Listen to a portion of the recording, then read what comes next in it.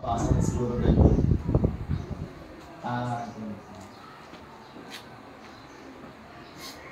Basahan din Ecclesiastes chapter 4, verses 9 to 12. Two are better than one because they have a good reward for their effort. For if either falls, his companion can lift him up. But pity the man who falls without another to lift him up. Together, they can keep warm. But how can one person alone keep warm? And if somebody empowers one another, they can resist him. A cord of 3 strands is not easily broken. Bendito ken managpara. We came here with my wife in nagitiduwa nga umping ni kami dito 2021 tapos 2022 we started the home church with the faith that God will save. May kami dito tabok with the hope, with the faith that God will reach out to our friends. Pagka matakabe mo, nabudot niya. Please bear with us with the budot. Basta nga talaga, nabudot man.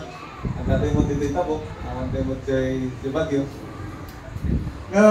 Imay kami dito tabok, bakit inanawan mi the family ni J. Connor with the faith that God will bless the labor of our hands.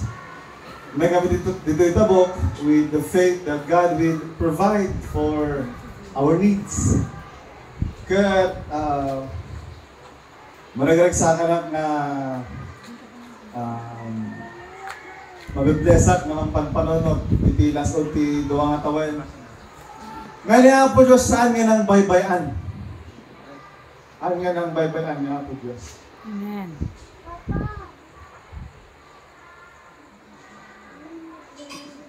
God has richly provided us with great friends. God has richly provided us with families, even with finances. God is our Jehovah Jireh. God is our Jehovah Rapha.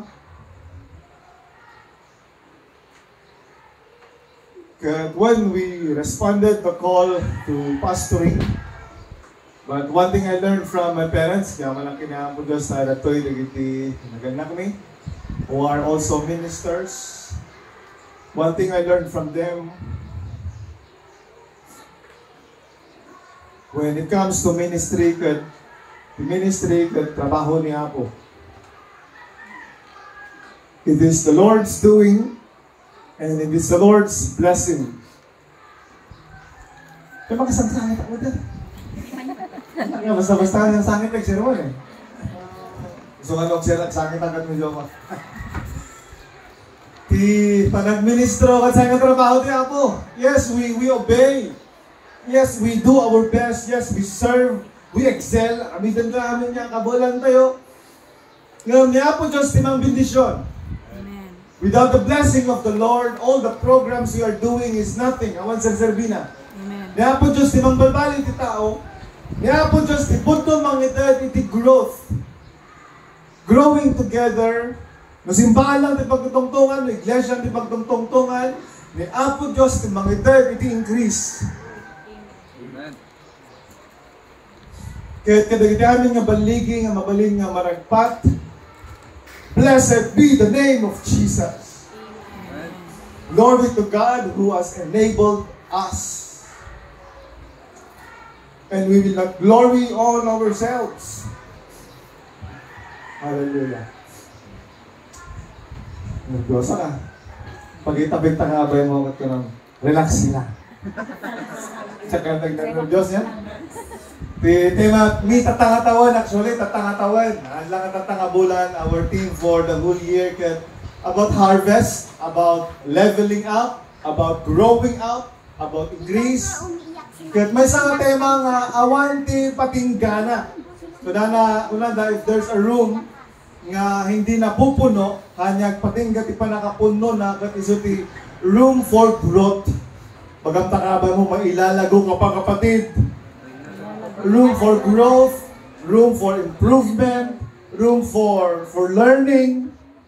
Adalat tayo nga dati mabalin, nga pag-improvean, pag-growan, whether in your faith, in your relationship, in your wisdom, in your business, in your career. At dalata nga dati lugar ti pagdakkelan, uray no 60 years old kan. Dapat naging 60 years old and above. Marami. Sama, 50 years old and above. Ayaw umamin. Kunada kat 70 years lang tibiyag itirawaw talaga, manupa itinabati nga tawan. That's why it's always my challenge kada iti membro.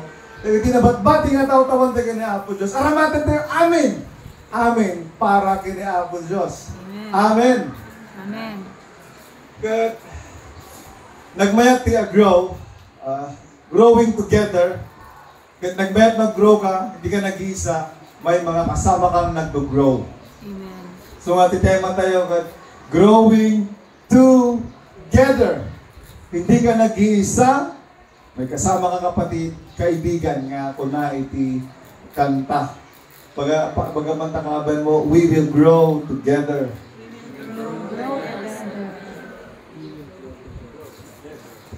Kung na dyan binasa tayo, two are better than one because together they can work more effectively.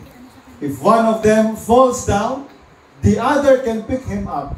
But pity a man who falls down, nga awan iti mangingato king kuana. Kaya kung na pa nga, kasano ka nga pumudot no may sam. Masapol nga ada kadwa, masapol nga ada asawang tapno pumudot ka. Amoy nagiti asawa na duma, papudutan na ka. Papudutan na tilabayag mo. Papudutan na iti panunot mo ti ulo, papudutan na. Ang hangin niya. Amin nga nasawaan ko naman ti amen.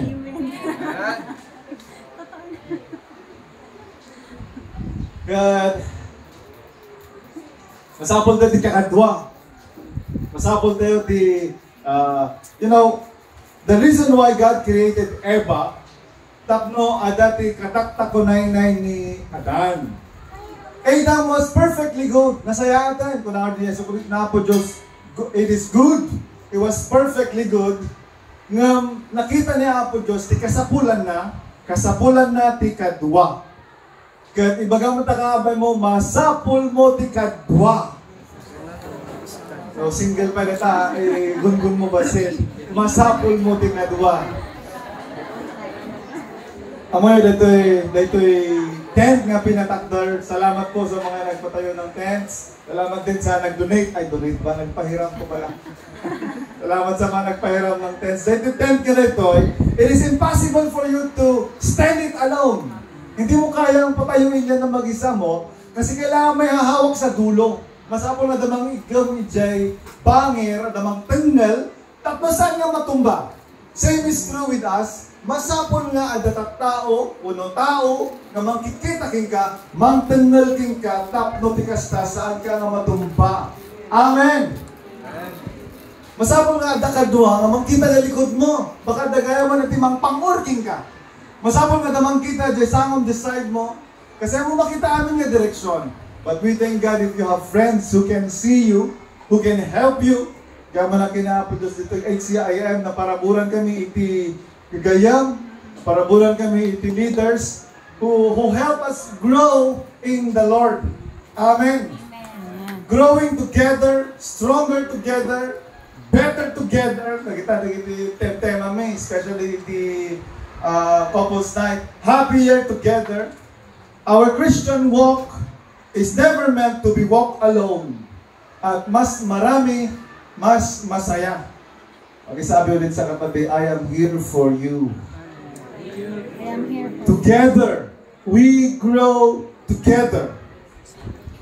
There are certain areas itibiyag tayo, masapol nga grow tayo, pag-growan tayo as a person, as an individual, as the body of Christ. O muna natin, amen, let us grow in giving. Magandang abay mo, grow in giving. Haan nga kwarta, di ba? Pagkat dito nga mabalin na tamat. Mag-grow sana tayo in giving love. Kung hanggang ngayon na ikaw pa rin yung taker na tao, get ng get. You just want your own satisfaction to be met, kahit mo lang na kanayon nga, sigati masunsurot, baka masapol nga ag-grow ka, Oray no 55 years old kan. The worldly system definition of love is this. What can I get from this relationship? What can I get from this church? What can I gain from this? Ngamiti na Diyosan, kinaimbibliaan nga panpanunod, perception is this. What can I give? Kung hanggang ngayon, nasa what can I get pa rin ang level mo when it comes to giving, I guess it's time for you to grow. We grow from getting and taking. Instead of asking yourself, what can I get? You ask yourself, what can I give? How can I give more? Kat nung malagpasan na ito nga, estado di pa nagpanpanunod, sigurado ako nga, grow ka. Hala nga kwarta, especially in our relationships, how can I give more love? Actually, we are commanded by Jesus Christ to love one another, just as He loved us. Ito may sa pasag ti sermon ko iti Sunday, at kunang kadakwada, if we are to grow together as a church, masapol nga masunsuro tayo nga tungpalan that the command ni Apo Jesus nga love one another as I have loved you. John chapter 13 verse 34, it is not a suggestion, it is a command. Inbilin ni Apo Dios nga ginayan kayo. Bagaman takabay mo, ginayan tagayam. I give you a new commandment. Basahan ka namin kang absat, katiga na piksa matana ko na lang. I give you a new commandment. Love one another just I have loved you. You must also love one another. Amen. Kasunod na tayo nga inayat ni Apo Diyos. Pinakawan na tayo, oren o saan tayo may kari nga mapakawan. Kasunod na tayo nga inayat ni Apo Diyos. He accepted us. Oray no, we are not worthy to be accepted. Damang ti mga nawa ka dagiti so marunong mga pastor tayo. Mga inayat ni Apo Diyos. He loved us unconditionally. Paano ba tayo minahal ni Lord? He gave His life for us. He didn't take anything from us. Actually, He gave everything for us. Sabi sa katabi, let us grow in giving. Let us grow in giving. May katuwa, let us grow in our relationships. Magkakatuwa tayo ko mga grow, all in giving. Magkakatuwa tayo mga grow in our relationships. Ang ngayon, normal lang sa mga relationship, whether friends, mag-asawa, sa pamilya. Normal lang ang agad isubsubyat kin apa. Meron mo bang hindi nakakaintindi ng Ilocano?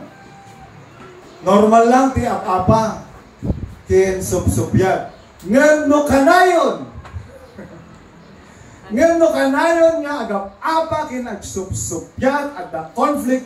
Hindi normal yan. Sigurado na may isip bata pa dyan. Pakitignan yung katabi kong isip bata. Sigurado kung merong hindi nag-grow, merong feeling baby. Diba? Sabi sa katabi, hindi ka na baby. Hindi tayo baby. Ang mga baby, nakafocus lang dyan sa sarili na. Nakafocus lang yung baby sa own satisfaction na. Walang, awan bibiyang nalatan, yung stress ka. Awan bibiyang ti baby, no, na problema, kung may pinagdaanan ka, walang problema yan. Pag gutom, iiyak, and he wants it now. Very self-centered. Sabi sa James chapter 3 verse 16, for where envy and selfish ambition exist, there is disorder and every kind of evil. Pag merong selfishness, selfish desire, there is envy, sigurado nga naggulo, sigurado matlang nga ado dagiti evil practices. Mo yun, no, ag-asawa kayo, hindi tayo asawa. Kapag tayo asawa, ano niya ag-asawa? Ag-asawa naman naman amen? Amen! Kapag lagi kayo nag-aaway sa parehong sitwasyon, 2 taon, 3 taon, 4 na taon, 5 taon, 10 years, yun pa rin ang pinag-aawayan nyo. Ibig sabihin, hindi kayo nag-grow sa area na yon. Pakisabi sa katabi, agrotan. Sulat ito pagkakapaan, taon na! Kumusta po ang ating mga relationships na pinagkatiwala. Pinagkatiwala actually ni Lord. Even our relationships, pinagkatiwala lang ni Lord yan. And we will give an account one day. Your relationship with your children, relationship with your family, siblings, manugang, ipag, bayaw, kaaruba, relationship with your leaders, elders, pastors, co-church members. Mas tumitibay ba ang ating pagkasamahan, our respect, our pag-unawa, pagbibigayan, pagmamahalan sa isa't isa, o matagal nang sira? What efforts are we doing, are we trying to do to restore broken relationships if ever meron? Diba Kristiyano, ang pagiging Kristiyano ay hindi hallelujah lang. Masapol nga makipagkapyaka ti kaarubam. Amen. Amen. Hindi puro, praise the Lord, hallelujah, but real Christianity is, ayusin mo yung mga relationships mo. Amen. You know, sinabi nga ni Lord no, mag-offering ka, pag tampay, jay nasaktam, no, you offended someone, you go and make peace with them before you give your offering. God is more concerned with our relationships, not just in our offerings. Concern ni Apo Diyos nga, ag-grow tayo, kadagiti relationships tayo. May katalo kan sanang agbayag. Let us grow in our obedience. Pagkakabay mo, grow in obedience. Grow tayo, di ba nagtulnog tayo? Ada tibilin ni Apo Diyos nga kaya kung mamangag tayo, James chapter 4 verse 11. Iti Biblia na punpuno actually iti commands. Bilin ni Apo Diyos. Basahan tayo kanana. Speak not evil one of another brethren. He that speaketh evil of his brother and judgeth his brother speaketh evil of the law and judgeth the law. But if thou judge the law, thou art not a doer of the law, but a judge. Dati may isang command ni Apo Diyos, do not speak evil against one another. Pagkasabi sa katabi, huwag mo akong sisiraan. Madin perperjan, madin pagpadaksan, madin imarmarites, madin idadanas, alang nati padang na tao, ngam lang ng runa, tikapsat mo ti Apo. Amen. Ito nga command kadagiti Kristiyano. One another is talking to the Christians. Do not speak evil against one another. Hindi sana sa atin nanggagaling yung mga masasamang salita. Hindi sana sa Kristiyano nanggagaling yung mga paninira. Hindi sana sa Kristiyano nanggagaling yung mga, ano ba yun? Backbite, backstab, backstage. Backstabber. No, anda ko matirumar, di may isang Kristiyano ko niya pagsayatan ko ma. Amen! Amen! Hallelujah. May warning po sa Galatians chapter 5 verse 15. Kitaan nyo, taang kayo magkikinagat. Kinala, grabe yung term niya. If you bite, no kagatem.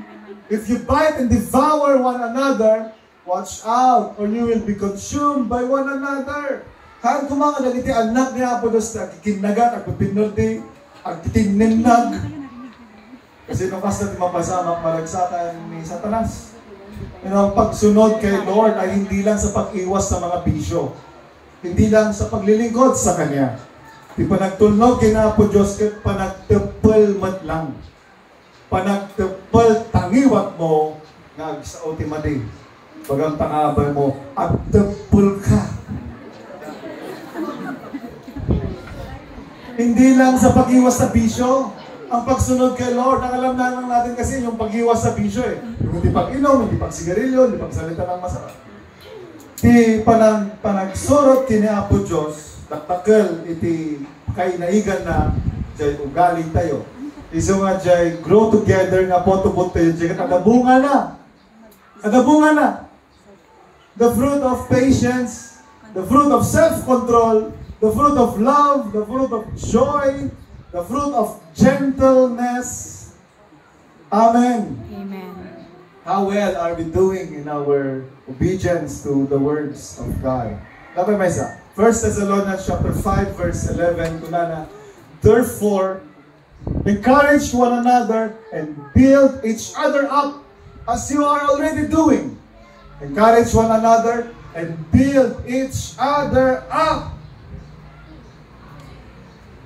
Agpipinabilag ken, agpipiniragtang, agpitinulong kayo, kasi sumatenti ang araliden nyo. Let us use our tongue to genuinely build one another up. Pag-isabi sa katabi, masaya ako sa tagumpay mo. Masaya ako sa tagumpay mo. May isa ka naman sinyalis ni true friend. True friend. Ang true friend, matutuwa sa tagumpay mo. And if you have friends who are genuinely happy for your success, mapalad ka. Mga kaibigan na wala silang ibang hangad kundi ang kabutihan mo, ang tagumpay at ikakabuti mo, they want to build you up. Pakisabi sa katabi, I will build you up. Takdaran, isa na pastor. No, Biblia di pagsasaritaan, majority of our obedience has something to do with our character. We need to grow in our character as a person. And if we are to grow together, we need to grow in our obedience to God's words. Hallelujah. Amen.